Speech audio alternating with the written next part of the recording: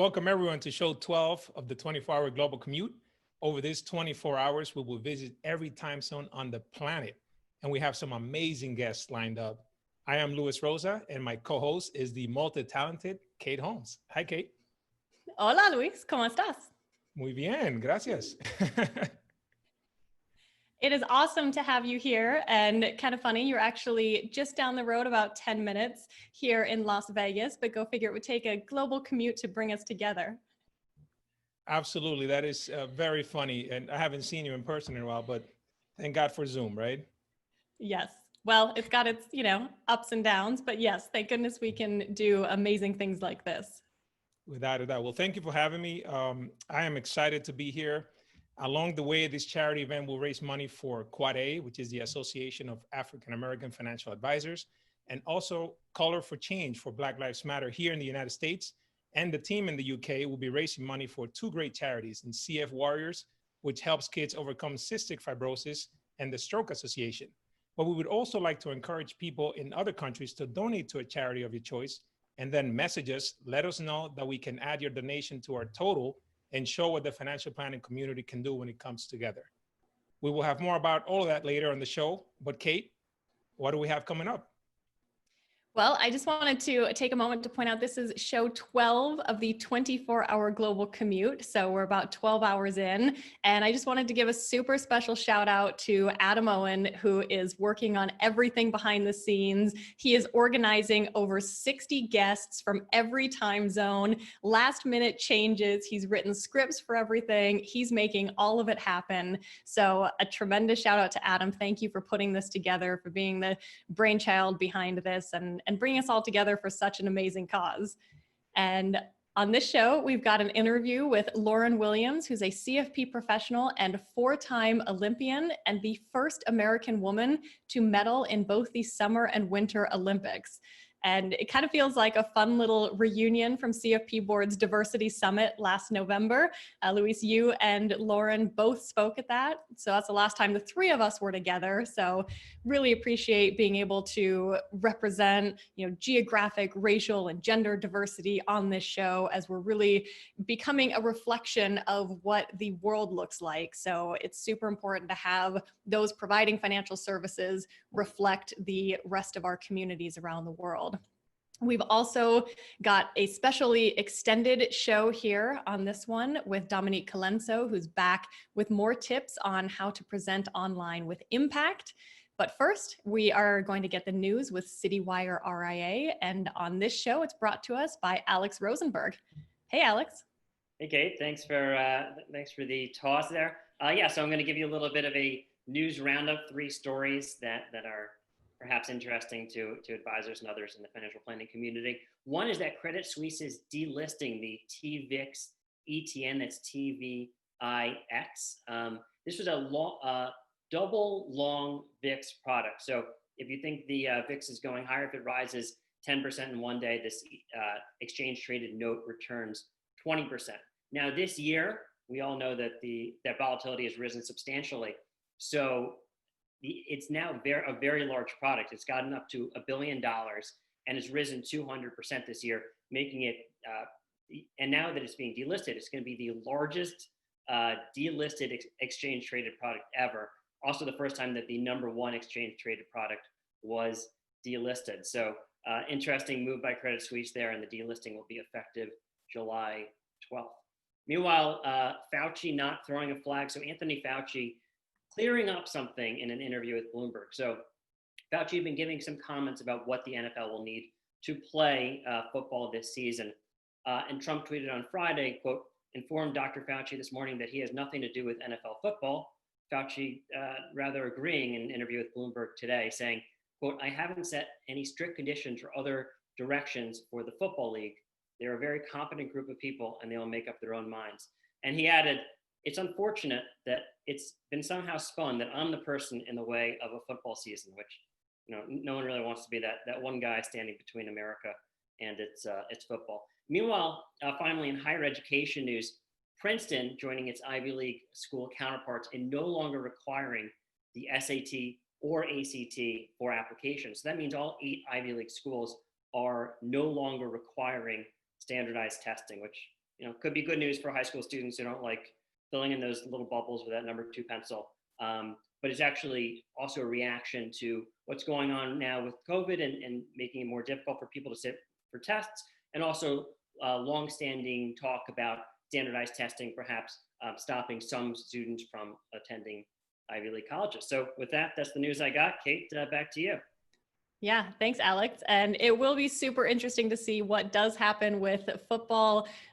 We've got the brand new Raiders Stadium here in Las Vegas. Everyone is super excited. They sold out all the seats. It's become Raider Nation here in Vegas. And my husband is a massive football fan. So we might need a few more of those well-being wellness tips if we end up going a season without football. It'll be a stressful time in our household.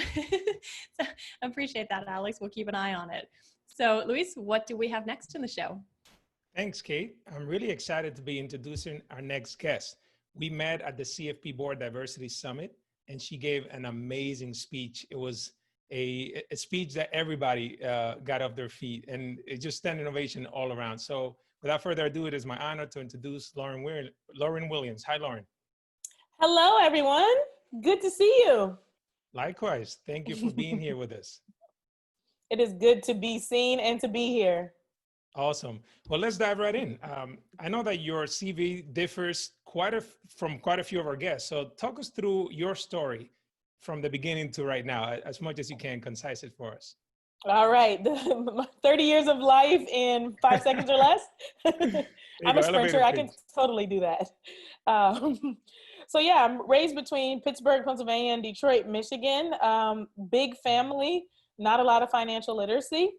And that's relevant because I got to the University of Miami on a track and field scholarship, and it was the best opportunity of my life. I did not know how I was going to go to college otherwise. I was probably going to get some academic monies, but probably would have been in a situation where I would have taken on student loans. I was so grateful to my coach for the opportunity to get a free education that I worked my butt off on the track to be, the best athlete I could be for her. Well, that ended up, paying dividends that I never knew were coming. And I made the 2004 Olympic team. So immediately I had to turn my focus from being a junior in college to being a financial professional. And being a financial professional, well, not being a financial professional, but being a grown-up more so than a financial professional just yet. And so I knew that I didn't know a lot about finances, even though I was a finance major, but I needed to kind of figure out how to best organize my finances. Well, I didn't end up in the hands of someone that really understood how to help a young professional or what the intricacies were for an athlete. So it didn't go well with that first person. I hired a second person. That didn't go better. And I was kind of like, what is everyone else doing with their money? Like, what do you do when you have questions? What do you do when you need advice? And literally a Google search led me to becoming a certified financial planner. So that's kind of how I got here, the long story short of it. So it looks like your attention came first from your own personal experience and just having dealt with one or two advisors that just couldn't click with you and make you go in the right direction that you thought you should. Exactly. Yeah. There was a gap in what I felt like I needed versus what was being offered in the industry. And I decided to start a company to fill that gap for myself and others. Got it. Well, speaking of your company, it's a perfect time. And let's just dive in a little bit into what Worth Winning is and tell us about the podcast as well. Yeah, so Worth Winning is a financial planning firm that serves clients on a fee-only basis, which means we charge a flat fee. We don't earn any commissions for selling any investment products or insurance products. So that gets rid of the conflict of interest that makes people worry sometimes when they're hiring a financial advisor. And we focus specifically on people in their 20s and 30s. So I really love being able to help young professionals kind of accumulate assets and understand their financial picture and, sort through the things that we're up against. We're buying our first home, we're getting married, we're trying to figure out how to talk to our spouse about money. We're dealing with like humongous student loans and trying to figure out like, how do I pay this debt and buy the house and, do all these different things. So I really enjoy that aspect of financial planning because those are the things that I've, gone through myself as a young professional trying to get myself on the right track financially. Yeah, and it's amazing how you mentioned everything that a young professional might go through, and assets under management is just one aspect of that, but it's probably not the main focus. So I love how you have your website. It's just amazing. It's so clean, so elegant and simple at the same time. and it's very clear who you serve. So what would you say to other advisors who are more generalists at the moment and they haven't found like their niche or niche, depending who you ask? I say niche. Do you say niche? You say niche. I'm a niche person too. I'm a niche person, yeah. What would your advice be to somebody who's more of a generalist right now to find their true calling? I would say that the biggest thing is don't be afraid to serve someone really well instead of trying to serve everyone. I think the big thing with generalists is like, I need clients. You know, when you're a new professional, you're like, I need people to come in. I need income to come in. So I serve everybody. I'll figure out how to make it work for you. And you'll find very quickly that that doesn't work very well. In fact, it goes a lot further in order to be able to say, okay, I know these people like the back of my hand. I know all the intricacies of, you know, the things that you're up against, and therefore, like, this is my market. And to be able to say, like, you know, because you're not my market, I know someone else who is, like, you know other people in those niches. And it works a lot better for us to be able to work together when you say, like, if you got a lawyer, call Lauryn. If you got an athlete, call Lauryn. If it is someone that is first generation wealth builder, call Rianka. You know, like, you got these people and you just kind of go. And it makes it a lot better, and the client gets better service. And that's what we're really trying to do as we build the industry is make sure that people have strong financial resources that they can go to and that they can depend on. Yeah, and you bring up a great point. I feel like other industries already do it. You don't go to a generalist lawyer for the most part. They specialize in something, divorce, real estate, things of that sort. Even doctors, right? Sometimes you have your general doctor, but typically they will refer you out to somebody else who then specifies. You don't go to a foot doctor for a heart problem and so on. So I'm glad that you mentioned that, because I feel like our industry is probably headed that way. And it's something that young advisors should take into account. You don't need to know it all. It's completely fine to focus on one area and just have a good network of other advisors that you can refer business to, right? And back and forth, which is great. So Lauryn, I can't let you go without telling us about your career in the Olympics. I did a little Google search and I saw that you had visited my home country of Dominican Republic during your Olympic career. So please tell us about your experiences at both the Summer and the Winter Olympics and what the driving forces were for your success. Yeah, so I did visit your home country very early on. That's kind of where it all got started for me. I ran really well in the Dominican Republic. I actually became a Pan American champion and got invited to be on my first world team specifically because of that performance. So it is very near and dear to my heart. Awesome. Over the course of years, I've managed to go to 4 Olympic Games. So 2004, 2008, 2012, and 2014. I earned 2 silver medals and 1 gold medal. And I think the thing that was most enjoyable for me was traveling all over the world. So I actually did a count this year because a friend of mine has a cool app that allows you to count up. And I've been to 48 different countries.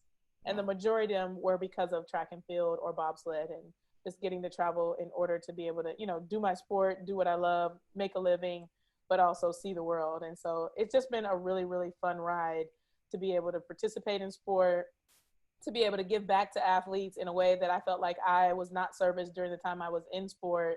And just to see everything evolving and this idea of becoming one. Right, absolutely. Well, we have to get you back into the Dominican Republic, hopefully next time, just to relax by the beach, sipping on some coconuts, right? Yes, I see a financial planning conference being born with you as the host. Sign me up. I'm all in. So let me ask you, what did you learn from your career in athletics that you feel still influences to you today, even your career or even in your personal life? I would say the number one thing I learned would be the idea of perseverance. So it's a cliche term that gets thrown around quite a bit. But it's this idea that, when you get kicked in the face, you got to show up the next day. You lose a race, you've got to show up the next day. You stink at practice, you still show up, because what you're doing by continuing to show up is building character, but also building discipline. And you're actually growing. You're putting a foundation in place to be able to succeed at whatever it is you're trying to accomplish. So the idea of persevering through the various obstacles that I bumped up against while I was competing in sport, I've definitely carried that over into life after sport. And he said, sometimes a client says they don't want to be one. You thought man, this is a great client. We clicked. It was so good. And yeah, they ghost you. You got to show up anyway. You don't shut your business down because of that. You got to keep going. Even I'm in the midst of being audited. I'm like, oh, this is such a headache. I cannot believe and then you're like, well, I got to get more organized and got to keep on going because I know I'm doing a really good job for my clients and it's all going to be worth it, like having to upload all these documents. So I'd say perseverance would be a really key thing that you can take from sport and you can transition into any kind of life after sport project that you're working on. That is awesome. Yeah, thank you for sharing that. I also wanted to ask you, with the protests going on, sweeping the globe right now, Black Lives Matter, what is your current take on the state of affairs? And in your opinion, what are the steps that you can take to improve society? No pressure. No pressure at all. Can you fix the whole world, Lauren, in just 30 seconds or less? Yeah, 30 seconds, please.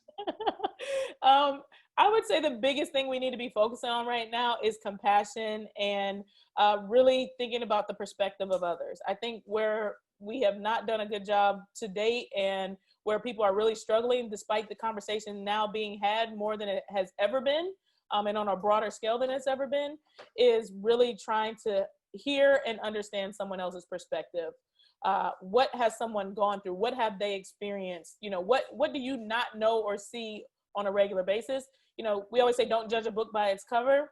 A lot of judging a book by its cover is what's happening right now. You know, I didn't experience that. I never did that to anyone. I didn't fill in the blank when it's, you know, it's not about you and what your experience has been. It's about finding out what others' experience has been so that you can have perspective and you can see, you know, from a wider lens, because experience is the thing that is going to bring us all together. It's understanding that everybody has different experiences.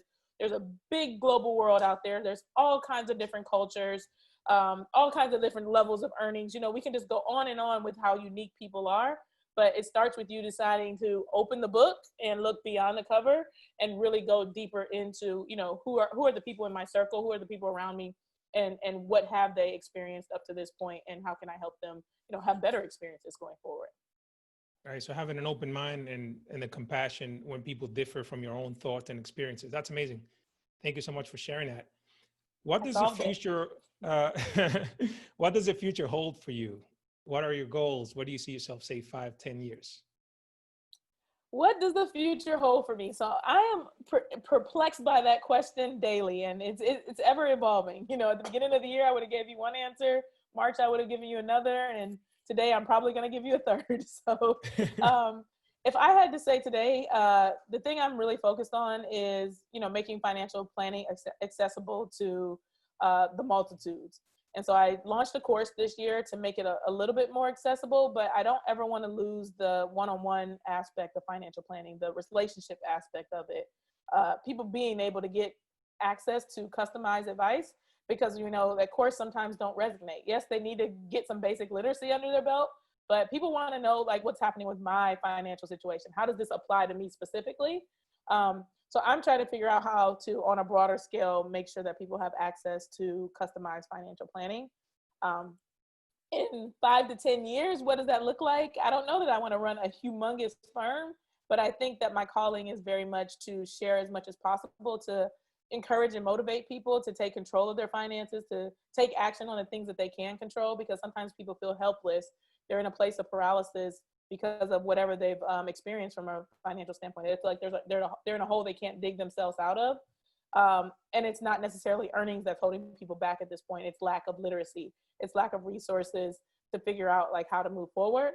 And I think me being able to spread that message and create a platform that's going to spread a message that's going to encourage others to be more financially organized and be more confident to take control and take action, as opposed to sticking where they are with their finances, is what I'm working on. Got it. That is awesome. That's a great vision. So we have to figure out a way to multiply Lauren, right? So that exactly. The just need to clone myself. Well, thank you so much, Lauren. This has been amazing. Thank you for being here, sharing your story with us. It was very impactful. And yeah, I hope to see you soon in person. Kate, who do we have next? Thanks, Luis, and thanks, Lauren. And I am totally on board for getting this conference going in the Dominican Republic. So whatever we need to do to start piecing that together, let's make that happen. Luis, the world you and I first actually has to open up. well, you know, but there's some planning. I mean, we can start, have something good to look forward to. And Lauryn, thank you so much for being here, for sharing your story. You have an amazing story and you have so much more to share. And for those that want to learn more, of course, follow Lauryn on social media. And she was also an amazing guest on episode 13 of the Innovating Advice podcast. So you can check it out there.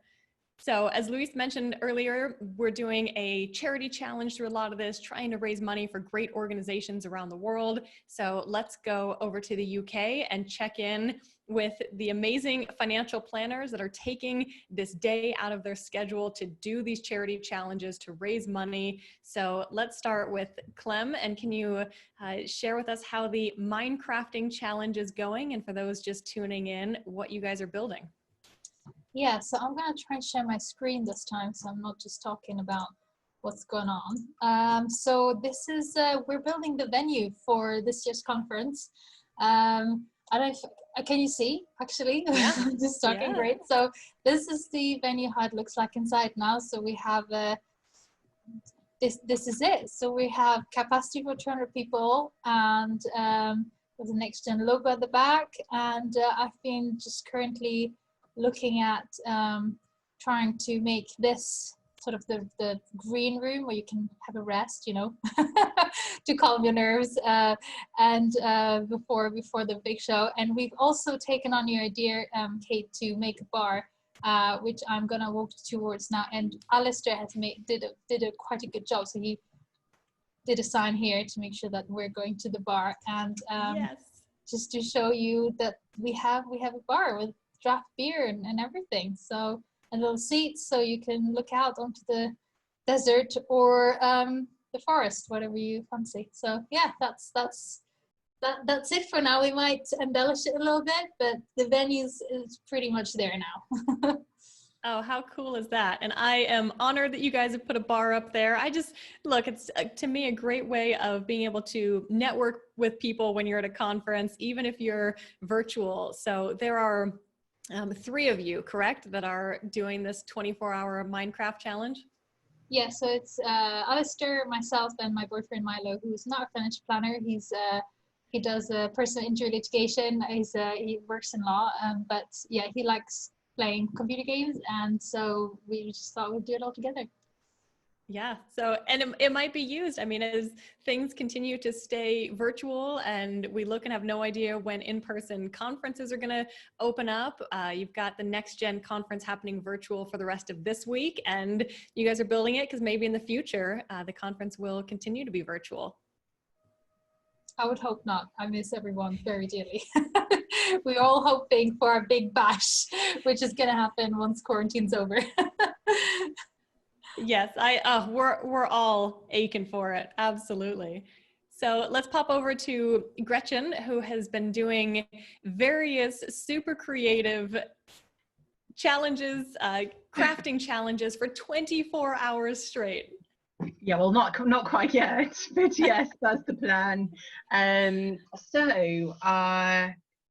Yeah, I finished the B for Betsy, which was my niece. She's going to be 1.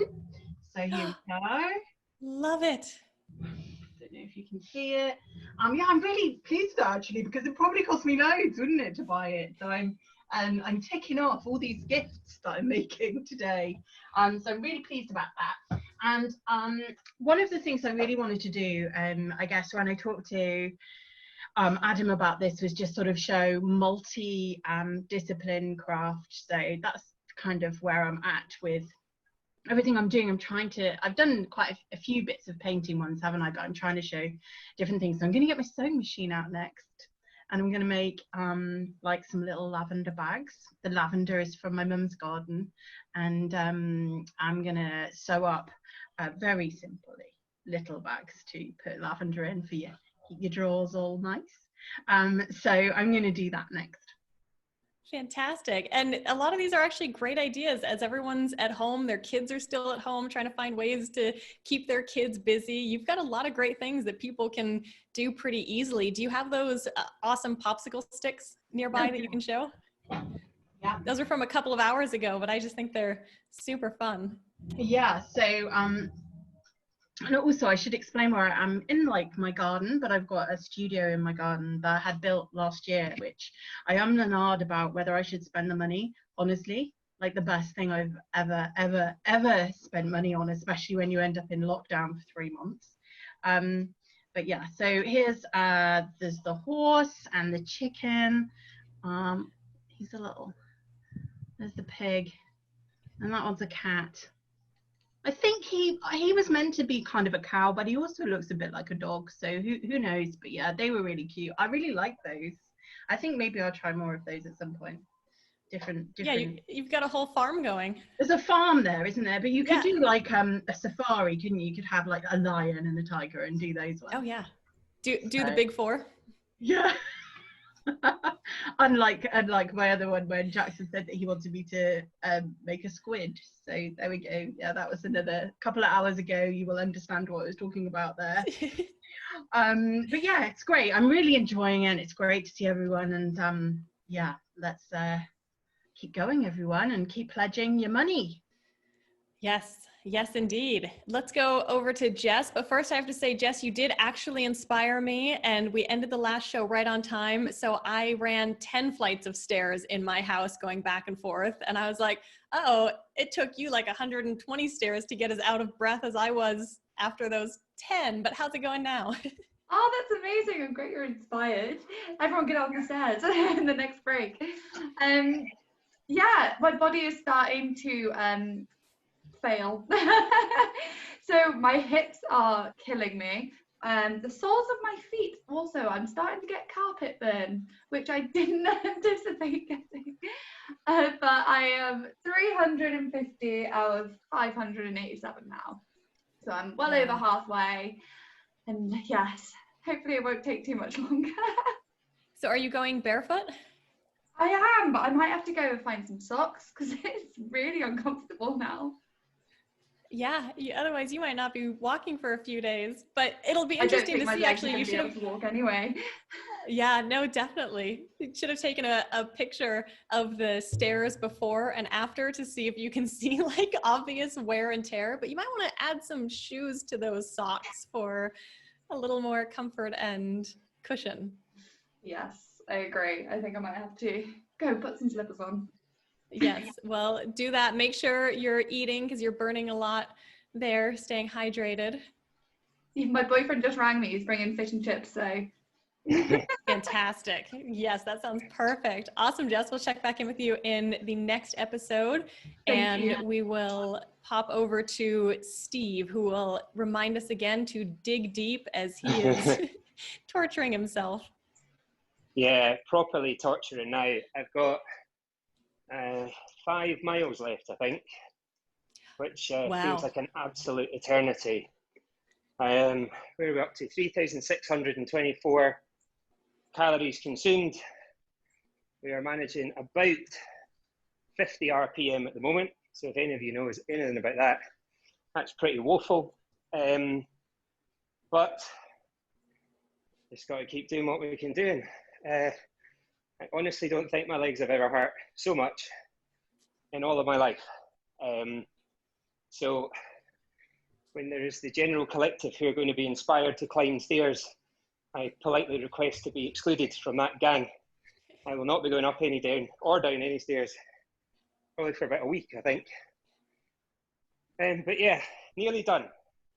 Nearly done. And I'm going to lie down probably for a week. So if anybody's on tomorrow's course, apologies in advance for how lame I'm going to be. But Damien's a legend and he'll look after you. So this is why we do 2-person activities. Oh, that's cool. Adam's saying there's just had another donations coming in. So yeah, the suffering is real, people. I do appreciate if I had trained properly like I was doing 6 weeks in advance, this would have been a different experience, but still, we will get there. 4.5 miles to go, Kate. If you want to do the last 4.5 miles for me, that would be epic. I would be happy to, but you've done so well. I think you got to carry it out. And since you're going to be wrapping up soon, let's have you do one last call for people to dig deep in those pockets and keep those donations coming in. Just had a great one that came through. Fantastic. Yeah, so just over 4 miles, which at the snail's pace that I'm going at the moment, it's probably 10 or 12 minutes. And if we don't do it fairly sharply on the time that I'm finished, I'll need to send one of the kids to sub in for me, because I'll be lying down and not getting back up again.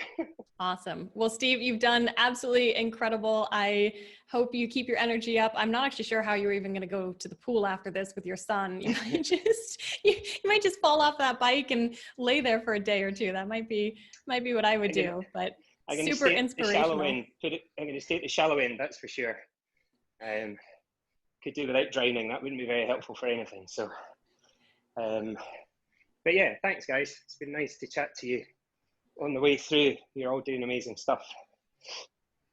Well, as are you. Thanks for encouraging people to dig deep. Thanks for raising incredible money for the Stroke Association and CF Warriors. And as we said earlier, we're trying to raise as much money as possible. We've got links to those two UK charities in the show notes. And then in the chat box, you can donate directly to Quad A, the Association of African American Financial Advisors, or Color of Change, or any other charity that suits you, that has a personal meaning for you, your family, or your clients even. And then let us know, because I'm getting messages on Twitter, lots of people wanting to do good throughout this. So thank you to everyone that's supporting, and Steve for motivating all of us. If it wasn't 110 degrees here, about 42 Celsius today, then I'd be going out for a bike ride. But that's why I'm indoors with the aircon on. It's about 30 something Celsius outside here. So yeah, the aircon's a bit more helpful. Well, fantastic. Have a great last couple of miles. You are so close. Maybe put on a little more Fat Boy Slim just to get you over that finish line. I might do my final cheerio to you with Fat Boy Slim in the background. Although I have to be careful which one, otherwise we might get in bother. Fantastic. Thank you so much for doing that, Steve. Thanks for checking in, and take care of yourself for the rest of the day and the week. And you guys. So to round up our show today, we welcome back Dominique Colenso with a presentation focus. So take it away, Dominique. Thank you, Kate. Hi, everyone. It's really great to be here with you again. I feel really inadequate, I have to say. I'm just standing in my office right now, having seen all of that effort and impact. I'm taking my hat off virtually to everyone who's raising money today. I was talking in the last session that we were running around the difference between Tesla and Porsche. In this session, I'd like to draw your attention to the difference between being an expert and a performer. And if you think about it, in your career, you are conditioned to become this amazing expert. You go and you do your exams and your education, and you're encouraged in a work context to really kind of get under the detail, to engage with the team, to listen, to be, you know, a real team player. And then all of a sudden what happens is you put your head above the parapet and you need to perform. Suddenly, just being that expert isn't good enough. You've actually got to be out there and be visible and be the face of the brand, especially, you know, if you're running your own firm, if you're an owner manager, then all of the hard work that you did to get you where you are isn't enough to get you to where you want to be. And I think it was quite interesting, you know, Lauryn alluded to that the tools that get you there don't necessarily keep you there. So there's something about the kind of persistence that is really important in creating an impact. You've got to be able to step outside of your comfort zone. And over the last couple of years, I've been working with lots of people in the financial planning industry, within the kind of tech and finance industries in general. And I see a real trend there of people that are absolutely on point. They know their stuff inside out. But one of their biggest challenges is to be able to actually communicate that with other people. And I think one of the key things that you need to think about is your presence. Like literally, how do you show up? What impression do you leave behind? Now, I'm just going to give another kind of hat tip to Kate here, who has been on screen for hours and hours and hours, and yet she is showing up every single episode with real charm, with real presence, and lighting up our screens. And I'm sure in the back of her mind, she'd just like to be lying on the couch with a cup of coffee or a glass of wine right now, but she's not. She's doing something different, and what she's doing is she's taking up space. Yeah, she's making sure that she's engaging with you as an audience. It's what 2004, so it's 8:05 in the UK where I am right now. It would be really easy for me to be doing this session a little bit like this, like, yeah, hi everyone, nice to be here.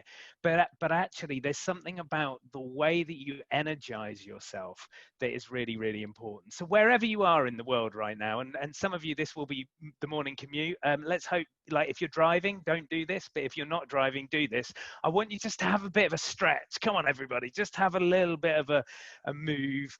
Give the shoulders a little bit of a roll. Now, if you've got any injuries, then obviously, take care of your body. But just notice what happens when you start to get the blood pumping around the system a little bit. What happens to the energy levels that you start to develop? And for me, this is about what I call level 8 energy. So if you imagine a scale of 1 to 10, level 1 is like man flu. I can't get out of bed. I've got no energy. I just want to lie here. Maybe like Steve will be feeling in about 3 or 4 minutes time when he finishes his cycle, just collapsed. Level 10 is your kind of 2 cans of Red Bull, packet of M&Ms, like slightly wired, a little bit too much, a little bit in your face. Now, when we're creating an impact, when we're talking to clients, whether we're showing up on Zoom, or let's even think about when we're communicating face-to-face in hopefully in a couple of months' time, we want to be thinking about bringing what I would call a level 8 energy. So level 5 is that you can walk across the road and not get run over. Level 8 requires you to turn things up a little bit. And especially on camera, this is really, really important because the camera sucks energy out of your performance. And this is something I learned very early on in my career as an actor, that you have to understand the camera and understand your performance in relationship to that piece of equipment, essentially. And that if you want to show up powerfully on screen, you've got to be prepared to turn that energy up. And the same is true face to face. When you do get back into the room with clients, you've got to lead the energy of the communication. So think about your presence. Think about how you show up. Think about how you prepare and warm up. I'm guessing that Lauryn never just turned up and did her thing. She did a full-blown warm-up. She had a kind of whole routine that she was going through that got her onto the track. And we need to think about that as well, because you are not only an expert, you are a performer. You've got to be able to marry those two things. And they're absolutely skills that you can learn, but they are skills that you're going to have to work on. You're going to have to put the miles in to get comfortable doing these sorts of things. And for many people in the finance world, you're good at the detail, you're good at the numbers, and the extroversion thing might not be your comfort zone. But I want you to believe that you can do it. You've just got to understand how to tweak your performance a little bit, understand which bits you need to turn up and which bits you need to turn down. So that's my key lesson for this episode. Think about your presence, think about that level 8 energy, and make sure that you're showing up powerfully, whether that's in person or on screen. Thank you very much, Dominic. I really appreciate what you just shared. I wanted to ask you, what do you recommend that one does to the actual doing of it? Is it good to maybe record yourself, play a role with someone else? How would you recommend that one goes about? Yeah, absolutely. Well, the first thing is warm up. Do something. Off camera before we started the show. I was doing some of those things I was getting you guys to do. So that's going to naturally raise my energy levels. The other thing you may notice, I'm at a standing desk right now because I know that helps me bring the energy. But as you say, Luis, the other thing to really think about is to get some feedback. And Zoom is a great tool tool for this, because you can set yourself up a meeting. You don't need to invite anyone. You click record and you deliver the client presentation that you were going to deliver, and then you can watch it back. Okay, and once you get over the horror of seeing yourself and hearing your voice, and believe me, you know, I was a professional actor. I've seen myself in the cinema. I've seen myself in my living room. It's horrific. I want to hide on the sofa and, you know, stay away from people. But once you get over that, you really can then start to build your performance. So do use those feedback tools to help you make more impact. Got it. I appreciate that. Thank you so much. My pleasure. So we wanted to, Kate, thank you so much again. Before we wrap up, I just wanted to say I appreciate being here. Thank you to Next Gen Planners as well. And this has been great. I wish that I had more time, right, to just stay on 24 hours. This is amazing. So I'm definitely going to stay tuning in after this to see what else you got going on. Well, and that's the incredible thing. Like I was saying, being on show 12 now, Adam Owen is staying on and producing every show for those 24 hours. So, you know, I've even gotten messages from a few people that have said, oh, I'm debating, like, I kind of need to go to sleep, but I don't want to miss anything. So should I stay awake? And, you know, they are recorded. So if people have missed any of the episodes, you will be able to go back and watch them. We've had so many incredible guests throughout this, so many great presenters, great segments. I'm so honored to be part of this Next Gen Commute, and just really impressed by the team at Next Gen Planners, by those that are doing the charity challenges. I think we've got Steve that's actually going to be wrapping up here in just a minute. So we're going to hang on, because that is absolutely worth celebrating him going, 121 miles for an Ironman cycling challenge, doing that over the last few years. Update on the money that we've raised for CF Warriors in the UK, 930 pounds. And again, that's only halfway through the day. So we've still got 12 hours of the show left, 12 and a half, because technically there are 25 episodes. So it started at 8:30 a.m. in the UK, and it's going to end at 8:30 a.m. On Tuesday. And update on the Stroke Association total is 875 pounds. So please dig deep into those pockets. Steve will remind us of that one more time. The links are in the show notes below, and then you can donate directly to the other charities. Send us a message. Like I said, I'm getting messages on LinkedIn and Twitter. So thank you to all of those that are taking this opportunity to give back, to bring the global community together. And while we wait just a few more minutes, Luis, why don't you share a little bit about how you wound up from Dominican Republic via New York, and now you're in this crazy city of Las Vegas. I know. Yeah. Well, my parents brought me from the Dominican Republic when I was 11 to New York City. I lived there for most of my adult life, for about 25 years. And then my wife switched careers, so we moved to Vegas so that she can finish her schooling. And I've been here ever since. And now California is next. I like to keep it moving, you know, as you see. But yeah, it was great living in New York and coming to a mostly Dominican community at first in Washington Heights, but then just being exposed to so many different kinds of people from so many different backgrounds. So like Lauryn was saying, you really learn how not to judge the book by its cover, because in New York City is like 8 million people plus, and you just get everybody from everywhere. And it's just amazing. Like, we're all Americans and we're all in this together. So it's a beautiful thing. So I really appreciate the opportunity being here, and I can't wait to do it next time. Now I feel bad that I see people, you know, on a bike for miles and climbing, and I'm just sitting here. Next year, I'm going to have to do this from like a standing desk or something. Well, we can all see Steve. He is coming into the final area. I wish we had there's got to be an app for that. I'd love to have a cheering squad. I think we can all see him. We can all cheer Steve on. And oh, hang on. We need a banner. Done? Done? Go! Woo! All right, Steve. Man, that sucks. Oh, that so sucks. Oh, dear me.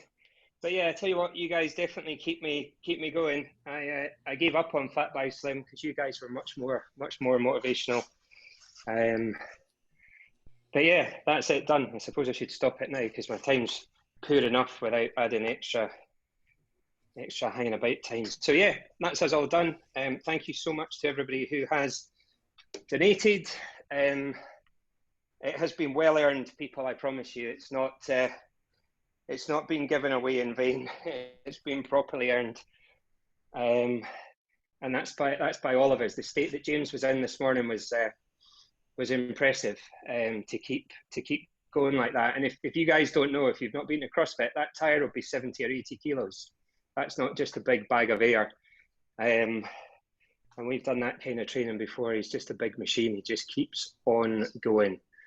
Yeah, Jess is running up and down those stairs, and Andrew on the rowan and stuff like that. You know, people are properly burying themselves for your entertainment. So the only fair trade is to pay for our pain. So thank you so much.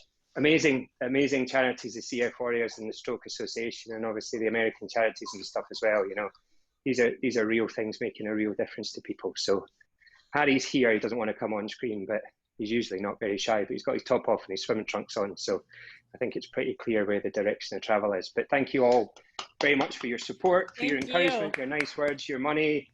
And I look forward to seeing you all again. Incredible. Thanks, Steve. Enjoy the rest of the show. Unfortunately, I will not be staying with you for 24 hours. I suspect I will be asleep in about 30 minutes. You have more than earned that. Thanks, guys. All the best. Have a great show. Thank you. Thank you, Steve. That is very well deserved. Very inspiring. I'm telling you, next year I'm going to be in one of those treadmill desk or something. There you go. Awesome. Yeah, awesome. Well, you look in good shape, Lewis. It'll be easy for you, mate. Thank you. I appreciate it. It means a lot coming from you. Well, thank you all. That is it for our shows in the US. And our next show is 20:30 UK time. So we're heading to New Zealand, where we will be chatting with Paul, right? Paul Sewell. He's a CFP professional and director at the financial advice Hawke's Bay. And we will be joined by Gavin Simpson of Worthstone to hear about some social impact funds that are making waves globally. Back to you, Kate. Fantastic. Gracias, Luis. It's been great to have you on the show from our great city of Las Vegas. Looking forward to getting together in person for our first in-person happy hour in, 5 months now? Yes. So we'll be back in 15 minutes, and I will be joined by regular UK host Gabby Cotton-Gambara. So we will see you then. Keep following those links, keep donating, helping us raise money for great organizations, and we'll see you back here in a few minutes. Bye for now.